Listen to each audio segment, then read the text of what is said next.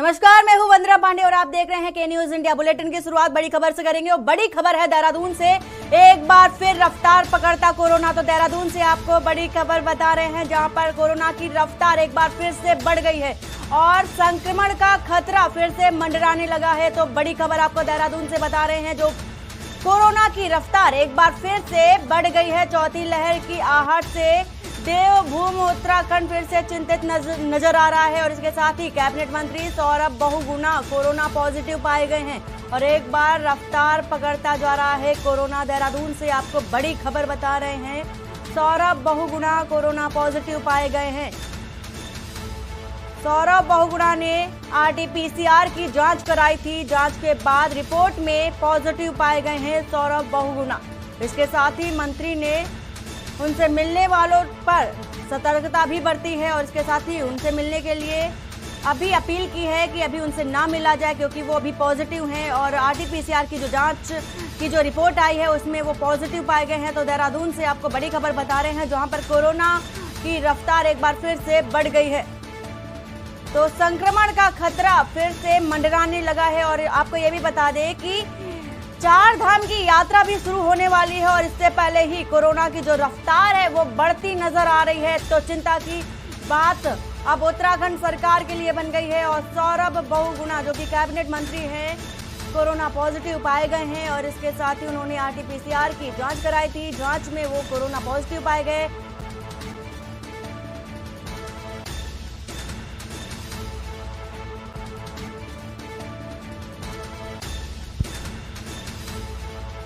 जांच रिपोर्ट में मंत्री पॉजिटिव पाए गए हैं। इससे पहले वो कैबिनेट की एक मीटिंग की थी। मीटिंग के बाद वो पॉजिटिव पाए गए हैं और इसके साथ ही उन्होंने आरटीपीसीआर की जांच कराई। जांच में वो पॉजिटिव पाए गए हैं। देहरादून से आपको बड़ी खबर बता रहे हैं, एक बार फिर से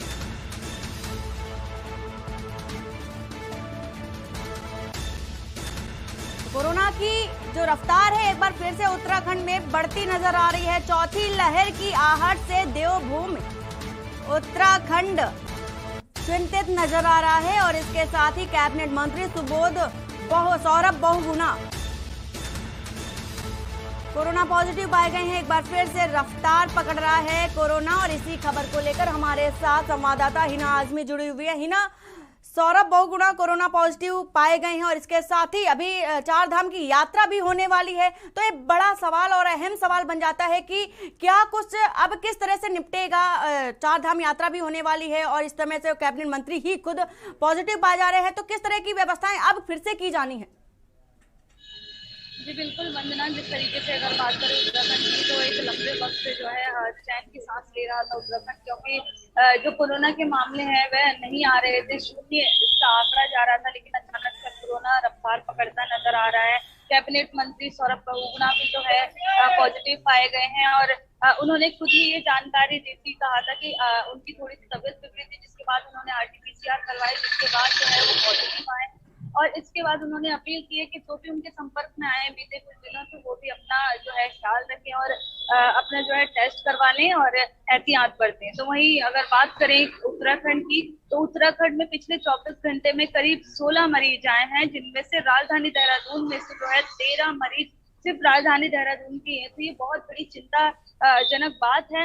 और अगर बात करें सिर्फ सौरभ बहुगुणा ही कल जो है, कल की अगर कोरोना से संबंधित खबर की बात करें, तो कल स्कूल है तो वहाँ पे जो है 2 जो छात्र हैं वो भी संक्रमित पाए गए हैं, जिसके बाद स्वास्थ्य विभाग की तरफ से जो है जो वहाँ पर रूल स्कूल में जो है आवाजाही बंद करवा दी गई, आइसोलेट करवाया गया और जो बच्चे थे, जो कि छात्र थे, उन्हें जो है आइसोलेट करवाया गया उनको भी। लगातार यहाँ पर काफी ज्यादा चिंताजनक विषय बन चुका है कोरोना, क्योंकि काफी लंबे वक्त से जो है कोरोना के बिल्कुल भी मामले जो है सामने नहीं आ रहे थे। अचानक से ये जो रफ्तार पकड़ रहा है, तो कहीं ना कहीं ये काफी ज्यादा परेशानी देने वाला होगा, क्योंकि 4 धाम यात्रा भी जैसे मई में शुरू हो जाएगी, 3 मई से शुरू होने वाली है। तो ऐसे में कई लाखों की संख्या में जो है 1 लाख से ज्यादा जो है श्रद्धालुओं ने, यात्रियों ने रजिस्ट्रेशन करवा दिए 4 धाम की यात्रा के लिए और कितने ही लोग जो है वहाँ पर एक साथ सम्मिलित होंगे, तो काफी ज्यादा जो है टेंशन की बात है। हालांकि यहाँ पर प्रशासन की तरफ से कहा गया है कि कोरोना के जो भी प्रिकॉशन है उनको लिया जाए, ताकि जो है कोरोना संक्रमण संक्रमण ना हो, लेकिन कहीं ना कहीं जो भीड़ है वह नहीं समझ पाती है और काफी ज्यादा परेशानियां यहाँ पर उठानी पड़ सकती है। अगर संक्रमण जो है बढ़ा तो फिर चौथी लहर की दस्तक को कोई नहीं रोक सकता है। जी बच्चा हिना, सौरभ बहुगुणा के स्वास्थ्य के विषय में जानना चाहेंगे क्योंकि वो भी पॉजिटिव पाए गए हैं, तो अभी उनकी स्थिति किस तरह की बनी हुई है? वंदना, वैसे तो उनको थोड़ा सा जो है कोल्ड था, जिसके बाद उन्होंने RT-PCR करवाई थी, लेकिन कल हमारे भी जो है संवाददाता उनसे मिले तो यहाँ पर जो है उनकी जो है सेहत इतनी ज्यादा खराब नहीं है। हालांकि कुछ सिम्टम्स उनके अंदर नजर आए हैं, लेकिन कुछ दिनों का रेस्ट करने के बाद शायद वो जल्दी ठीक हो जाए। हिना, अभी सौरभ बहुगुणा ने मंत्रियों के साथ बैठक की थी। बैठक के बाद उन्होंने RT-PCR की जांच कराई जिसमें वो पॉजिटिव पाए गए, तो वो उन मंत्रियों को आइसोलेट किया गया है क्या? जैसे कि देर शाम उन्होंने खुद ही इसकी जानकारी दी है और अपील भी की है कि जो जिनका भी संपर्क रहा है पिछले कुछ दिनों में, तो वो खुद RT-PCR करवा लें। तो ऐसे में जो है आज जो है, क्योंकि देर शाम की बात है ये, और आज जो है जो भी संपर्क में आए होंगे कैबिनेट मंत्री सौरभ बहुगुणा के, तो वो आज अपनी जांच करवाएंगे, जिससे साफ हो जाएगा कि उनमें संक्रमण हुआ है या नहीं, और उसके बाद वो आगे की जो है आगे ही फैसला लेंगे कि उन्हें आइसोलेट होना है या फिर किस तरह से काम करना है। जी हिना, इस समय जिस तरह से महाकुंभ को लेकर के हम एक सीख ले सकते हैं, क्योंकि महाकुंभ में भी इस तरह की जो जांच थी वो एक एक करके फिर से उभरती जा रही थी कि कोरोना के जो लोग थे, पॉजिटिव जो संक्रमित लोग थे, वो सामने आने लगे थे। ऐसी स्थिति दोबारा ना बने चार धाम यात्रा में, तो धामी सरकार में इन व्यवस्थाओं को लेकर क्या कुछ अब किया जा रहा है? जी बिल्कुल, अगर पिछली बार की बात करें, हरिद्वार में जब महाकुंभ आयोजित हुआ था, उसके बाद एक बड़ा जो है बड़े पैमाने पर कोरोना संक्रमण फैला था और काफी ज्यादा जो है दूसरी लहर की अगर बात करें तो कहीं ना कहीं वहीं से दूसरी लहर की शुरुआत हुई थी। उत्तराखंड में जो विस्फोट हुआ था कोरोना बम का, तो वो कहीं ना कहीं वहीं से ही हुआ था, क्योंकि यहाँ से कई प्रदेश के जो है श्रद्धालु आए थे, यात्री आए थे, और यहाँ से जो वापस गए तो हर राज्य में गए और पूरे देश भर में कहीं ना कहीं कोरोना फैला था। तो इससे काफी ज्यादा जो है सीख लेने वाली बात है और धामी सरकार भी लगातार प्रयास कर रही थी। हालांकि बीच में यहाँ पर काफी ज्यादा हर तरीके के, अगर बात करें नाइट कर्फ्यू, तमाम तरीके के जो भी प्रतिबंध थे वो खत्म कर दिए गए थे। हालांकि अब दोबारा से जो इस पर विचार हो सकता है और चार धाम को लेकर एक बार फिर से, जैसे कि कोरोना संक्रमण बढ़ रहा है, तो एक बार फिर से जो है धामी सरकार फिर से एक बार मुख्यमंत्री पुष्कर सिंह धामी इसको लेकर बैठक कर सकते हैं, ताकि जो भी एहतियात हो आगे के किस तरीके से व्यवस्थाएं रहने वाली है चार धामों में, उनको लेकर चर्चा कर सके। जी पूरी जानकारी देने के लिए हिना आपका शुक्रिया। तो यहाँ पर देहरादून से आपको बड़ी खबर बता रहे हैं, एक बार फिर से रफ्तार पकड़ता नजर आ रहा है कोरोना, और इसके साथ ही सौरभ बहुगुणा कैबिनेट मंत्री कोरोना पॉजिटिव पाए गए हैं, और इसके साथ ही देवभूमि उत्तराखंड में कोरोना का जो खतरा है वो मंडराने लगा है, और इसके साथ ही चौथी लहर की जो आशंका है वो भी जताई जा रही है। आपको ये भी बता दें कि अभी चार धाम यात्रा की शुरुआत होने वाली है, और चार धाम यात्रा से पहले ही कोरोना का संक्रमण बढ़ता नजर आ रहा है, तो ये चिंता का विषय बन गया है उत्तराखंड सरकार की ओर से।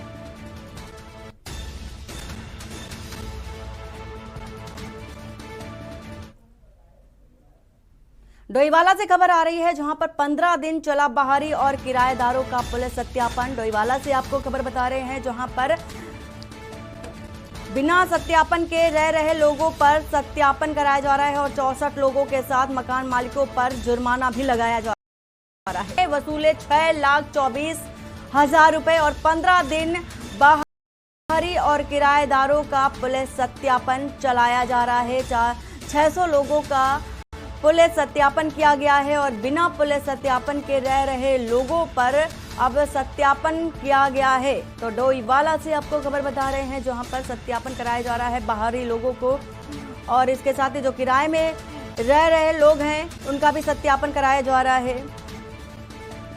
600 लोगों का पुलिस सत्यापन करा चुकी है, और इसके साथ ही आपको ये भी बता दें कि लगातार जो किराएदार हैं, जो बाहरी लोग हैं, उनका सत्यापन कराया जा रहा है, और बिना पुलिस सत्यापन के लोगों पर जुर्माना भी लगाया जा रहा है। तो डोईवाला से आपको खबर बता रहे हैं, 15 दिन चला है बाहरी और किराएदारों का पुलिस सत्यापन। 600 लोगों का पुलिस सत्यापन किया गया है। डोईवाला से आपको खबर बता रहे हैं, जहां पर 600 लोगों पर पुलिस सत्यापन किया गया है और बिना पुलिस सत्यापन के रह रहे लोगों पर सत्यापन लगाया गया है। तो 64 लोगों के साथ मकान मालिकों पर जुर्माना भी लगाया गया है। डोईवाला से आपको बड़ी खबर बता रहे हैं, जहां पर पुलिस सत्यापन कराना अनिवार्य है और जो लोग नहीं कराए हैं उन पर जुर्माना लगाया गया है। तो 15 दिन तक बाहरी और किराएदारों पर पुलिस सत्यापन चलाया गया है। और इसी बीच देहरादून से खबर आ रही है, देहरादून से आपको खबर बता रहे हैं, जहां पर जंगलों में आग का कहर लगातार बरकरार है और गढ़वाल से लेकर कुमाऊं तक आग का कहर बना हुआ है। तो देहरादून से आपको बड़ी खबर बता रहे हैं, जहां पर आग का तांडव देखा जा रहा है, काबू से बाहर हो चुकी है जंगल की आग। तो देहरादून से आपको बड़ी खबर बता रहे हैं, जहां पर आग का तांडव बढ़ता जा रहा है। 24 घंटे में 124 आग के मामले सामने आ चुके हैं। ये बेहद ही संवेदनशील मसला हो चुका है। देहरादून में जंगलों में आग का कहर लगातार जारी है, जहां पर आग ने कहर बरपाना शुरू कर दिया है। गढ़वाल से लेकर कुमाऊं तक आग का कहर लगातार जारी है और 24 घंटे में 124 आग के मामले सामने आ चुके हैं। काबू से बाहर हो चुका है जंगल में आग का लगना। तो बड़ी खबर आपको देहरादून से बता रहे हैं, जहां पर 24 घंटे में 124 आग के मामले सामने आ चुके हैं। आग का कहर लगातार जारी है। देहरादून में अलग अलग जिलों में आग का तांडव जारी है और इसके साथ ही गढ़वाल की बात करें, चाहे कुमाऊं की बात करें, हर क्षेत्र में आग ने कहर बरपाना शुरू कर दिया है। देहरादून से आपको खबर बता रहे हैं, जहां पर काबू से बाहर हो चुका है जंगल में आग का लगना और इसके साथ ही आग का तांडव लगातार जारी है। 24 घंटे में 124 मामले सामने आ चुके हैं आग के। देहरादून से आपको खबर बता रहे हैं, जहां पर आग ने तांडव करना शुरू कर दिया है और जंगलों में भीषण आग लगती जा रही है। गढ़वाल से लेकर कुमाऊं तक आग का कहर बना हुआ है। तो ये बहुत ही चुनौतीपूर्ण भी है उत्तराखंड सरकार की, क्योंकि जंगलों में आग लगना बहुत ही बड़ी हानि का संकेत भी है। 24 घंटे में 124 आग के मामले सामने आ चुके हैं और आग पर अभी तक काबू नहीं पाया जा सका है। एक बड़ी चुनौती है उत्तराखंड सरकार की। और इसके साथ ही आपको ये बता दें कि जंगलों में जो आग है वो लगातार जारी है, चाहे वो गढ़वाल से बात करें या कुमाऊं की बात करें, हर क्षेत्र में लगातार आग लगती जा रही है और तांडव मचा हुआ है आग का। 6 मई से शुरू हो रही केदारनाथ धाम की यात्रा की तैयारियां तेज हो गई हैं और स्वयं प्रदेश की मुखिया पुष्कर सिंह धामी केदारनाथ यात्रा व्यवस्थाओं का जायजा लेने के लिए केदारनाथ पहुंचे और इस दौरान मुख्यमंत्री ने यात्रा तैयारियों का समय पर करने के निर्देश संबंधित अधिकारियों को भी दिए हैं। इसके साथ ही मुख्यमंत्री ने केदार धाम में चल रहे पुनर्निर्माण कार्यों का भी निरीक्षण किया और इस दौरान सीएम धामी ने मजदूरों से उनका हालचाल भी जाना। इसके साथ ही उनके साथ फोटो भी खिंचवाई। केदारनाथ धाम पहुंचकर सीएम धामी ने मजदूरों का हौसला अफजाई भी किया और इस दौरान सीएम धामी ने मजदूरों से उनका हालचाल भी जाना। केदारनाथ धाम पहुंचकर सीएम धामी मजदूरों का हौसला अफजाई करते हैं और इसके साथ ही मुख्यमंत्री के साथ केदारनाथ की विधायक शैला रानी रावत भी केदारनाथ धाम मौजूद रहीं।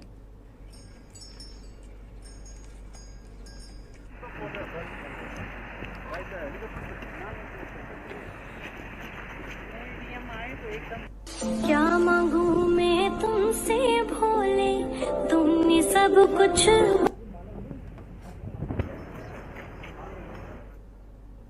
खबर देहरादून से है, जहां पर 4 धाम यात्रा उत्तराखंड में जल्द शुरू हो जाएगी और जिसको लेकर शासन और प्रशासन की तैयारी जो है वो पूरी कर ली गई है। 4 धाम यात्रा को लेकर उत्तराखंड की राज्यपाल लेफ्टिनेंट जनरल गुरमीत सिंह ने शुभकामनाएं देते हुए कहा कि प्रदेश का सौभाग्य है कि 4 धाम यात्रा शुरू होने वाली है, जिसके लिए सरकार की ओर से तैयारी कर ली गई है और 4 धाम यात्रा में आने के लिए उत्तराखंड के लोग पूरे विश्व के लोगों को आमंत्रित कर रहे हैं। लोग 4 धाम यात्रा में आए और उत्तराखंड के खाने पीने, रहने सहने और पर्यटन का लुत्फ उठाएं।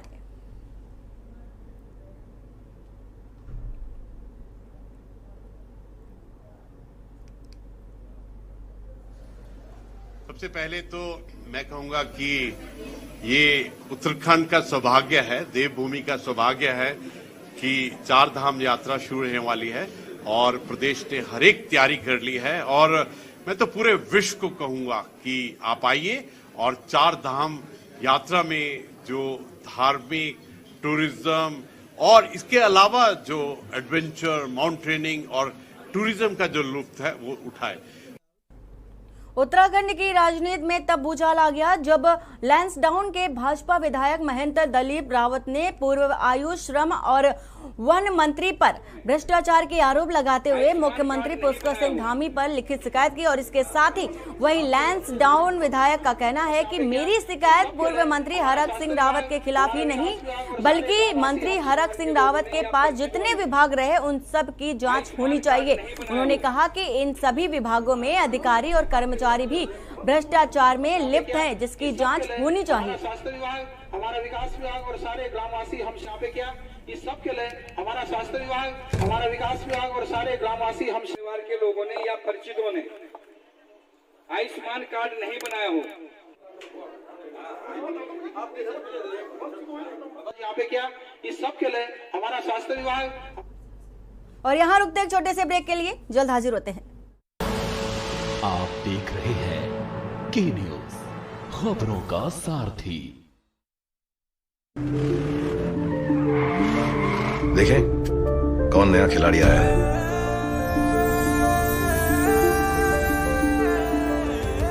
समझा देते हैं, प्यार से समझाएंगे, धीरे धीरे से, वो भी अपनी जुबान में।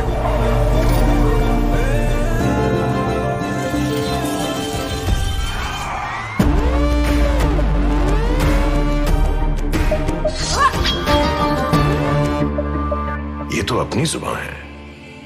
जुबान एक हो तो दिल भी एक होने चाहिए। विमल बोलो जुबान की। आप देख रहे हैं के न्यूज, खबरों का सारथी। ब्रेक के बाद आपका स्वागत है। खबर देहरादून से है, जहां पर राजभवन में पथ प्रदर्शक कार्यक्रम का आयोजन किया गया और इसके साथ ही कार्यक्रम के तहत प्रदेश भर के 244 मेधावी छात्र छात्राओं को छात्रवृत्ति वितरित की गई। कार्यक्रम में राज्यपाल लेफ्टिनेंट जनरल गुरमीत सिंह ने 30 मेधावी छात्र छात्राओं को छात्रवृत्ति वितरित की और वहीं बाकी 214 छात्रों को अन्य जनपदों में छात्रवृत्ति दी जाएगी।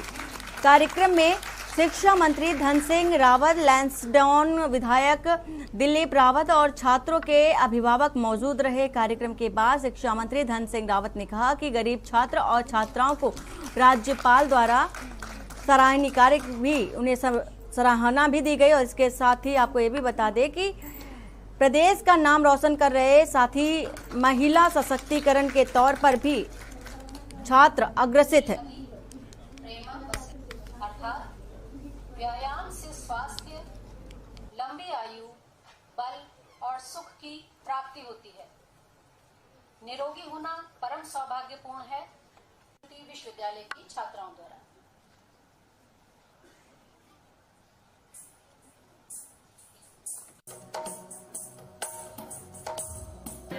देखिए, सबसे पहले तो मैं महामहिम राज्यपाल जी का धन्यवाद देना चाहता हूं कि उन्होंने आज राजभवन में ऐसे गरीब बच्चों को छात्रवृत्ति देने का एक बड़ा काम किया है कि जो बच्चे IIT में निकल रहे हैं, हमारे जो बच्चे इंजीनियरिंग में निकल रहे हैं, जो बच्चे हमारे MBBS में निकले हैं, ऐसे लगभग 250 बच्चों को आज छात्रवृत्ति देने का काम किया है और सब गरीब बच्चे हैं। तो एक उस पहल के लिए मैं राजभवन का धन्यवाद देना चाहता हूँ। जितने भी हमारे बच्चे बच्चियां हैं उनको भी प्रोत्साहन करने का था। पेंटिंग कंपटीशन किया और उनकी कला और उनके अंदर में जो एक परस्यूट ऑफ एक्सीलेंस वो अलग ही है। और इसके अलावा आज का दिन हमने वुमेन एम्पावरमेंट और गर्ल चाइल्ड वेलफेयर के लिए भी मनाया। और देखिए, जो उत्तराखंड की महिला हैं वो अपने आप में एक अलग हैं। मैं जब भी फॉरवर्ड इलाके में गया हूँ, जो आगे वाले हमारे नॉर्थ डिस्ट्रिक्ट वहाँ गया हूँ, तो एक रियलाइजेशन हुआ है कि उत्तराखंड की जो महिला हैं वो बिल्कुल अलग हैं। वो हमारे परिवार का सबसे स्ट्रांग मेंबर हैं। उनकी जो कैपेबिलिटी और क्षमता है वो अपने आप में बिल्कुल अलग है। और मेरा पूर्ण विश्वास है कि जो भी क्रांति आएगी, जो भी खुशहाली आएगी, जो भी चेंज आएगा, उसमें उनका बहुत बड़ा योगदान होगा। क्योंकि जिस प्रकार से micro finance scheme, direct to bank और सेल्फ हेल्प ग्रुप ने महिलाओं को एम्पावर किया है। मसूरी पुलिस ने शहर के विभिन्न क्षेत्रों में सत्यापन अभियान चलाया और जिसमें से अब तक 300 लोगों का सत्यापन किया जा चुका है। 21 से 30 अप्रैल तक चलने वाले सत्यापन अभियान में पुलिस ने स्थानीय लोगों से भी सहयोग करने की अपील की है। मसूरी कोतवाली गिरीश चंद्र शर्मा ने बताया है कि डीजीपी अशोक कुमार के निर्देशन पर मसूरी में भी सत्यापन अभियान चलाया जा रहा है, जिसमें बाहर से आने वाले व्यक्तियों का सत्यापन के साथ ही 10 साल से मसूरी में रहने वाले लोगों का सत्यापन किया जा रहा है। साथ ही आसपास के झुग्गी झोपड़ी में रहने वाले और मसूरी में हाल ही में आए किराएदारों का भी सत्यापन कराया जा रहा है।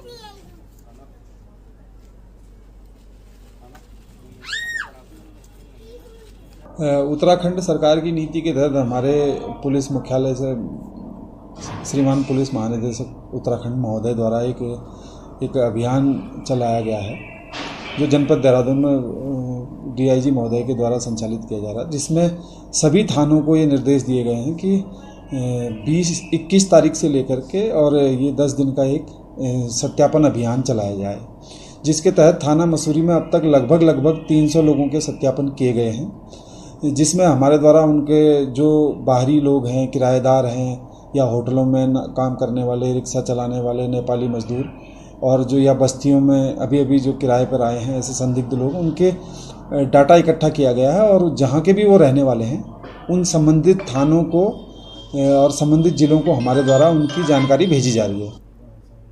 खबर लक्सर से है, जहां पर लक्सर रुड़की मार्ग पर सैलानी पुल के निकट एसडीएम संगीता कनौजिया की बुलेरो गाड़ी को अनियंत्रित कैंटर ने टक्कर मार दी और इसके साथ ही टक्कर इतनी जोर से लगी कि गाड़ी के परखच्चे उड़ गए। वहीं इस दुर्घटना में एसडीएम की गाड़ी के चालक पीआरडी जवान गोविंद कुमार की मौके पर ही दर्दनाक मौत हो गई और एसडीएम संगीता कनौजिया भी गंभीर रूप से घायल हो गई। बताया जा रहा है कि एसडीएम संगीता कनौजिया हरिद्वार से लक्सर आ रही थी और दुर्घटना के बाद आरोपी कैंटर चालक कैंटर को मौके पर छोड़कर फरार हो गया। दुर्घटना की सूचना से पुलिस प्रशासन में हड़कंप मच गया। लक्सर कोतवाली के एसएसआई मनोज सिरोला और प्रशासन के कई अधिकारी कर्मचारी मौके पर पहुंचे। घायल एसडीएम कनौजिया को हायर सेंटर भेज दिया गया है और पुलिस ने मामले की छानबीन करनी शुरू कर दी है।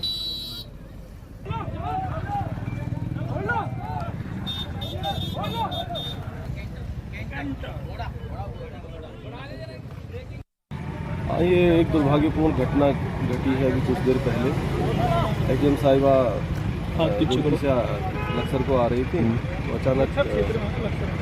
अचानक ये पुल के पास में एक बेंड पे ट्रक से गाड़ी का एक्सीडेंट हो गया है। उत्तराखंड की दुग्ध डेयरी विकास और पशुपालन मंत्री सौरभ बहुगुणा ने विभागीय अधिकारियों के साथ बैठक की और इस बैठक में खासतौर पर पहाड़ों में रहने वाली महिलाओं की आमदनी और दुग्ध उत्पादन को बढ़ाने को लेकर अधिकारियों से चर्चा की गई। दुग्ध डेयरी विकास मंत्री सौरभ बहुगुणा ने सभी अधिकारियों को राज्य में सभी स्थानों पर आंचल डेयरी के स्टॉल लगाने के निर्देश दिए और इसके साथ ही डेयरी स्टॉल के लिए जगह आवंटित करने के लिए भी अधिकारियों से नगर निगमों और स्थानीय विधायकों को पत्राचार करने के निर्देश भी दिए।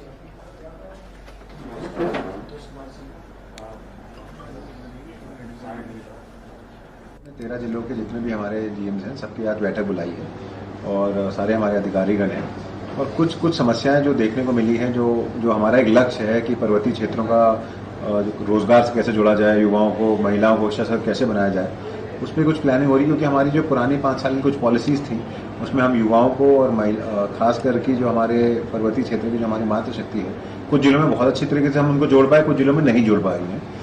हमारे जो मार्केटिंग आंचल की जो मार्केटिंग है उस पर थोड़े से प्रश्न उठ रहे थे। हमारी जो आंचल की डेयरीज हैं, जो हमारा एटीएम आंचल का एटीएम है, मोबाइल एटीएम है, उन सब पे थोड़ा सा हमको इम्प्रूवमेंट लाना है। उसी के कारण हमने ये मीटिंग लाई है कि हम किस तरीके से अपने दुग्ध उत्पादन बढ़ा सकें, किस तरीके से हमारी मातृशक्ति और युवाओं को पर्वतीय क्षेत्र के और तराई क्षेत्र के लोगों को जोड़ सकें और उसको किस तरीके से ब्रांडिंग बेटर कर सकें, उत्पादन भी बढ़े, ब्रांडिंग भी अच्छी हो और लोगों को रोजगार भी मिले। ये हमारा लक्ष्य है और उसी के परिप्रेक्ष्य में ये मीटिंग बुलाई गई थी और यही कोशिश है हमारी सरकार। और बुलेटिन फिलहाल इतना ही। बाकी की खबरों के लिए बने रहिए आपके न्यूज इंडिया के साथ। नमस्कार।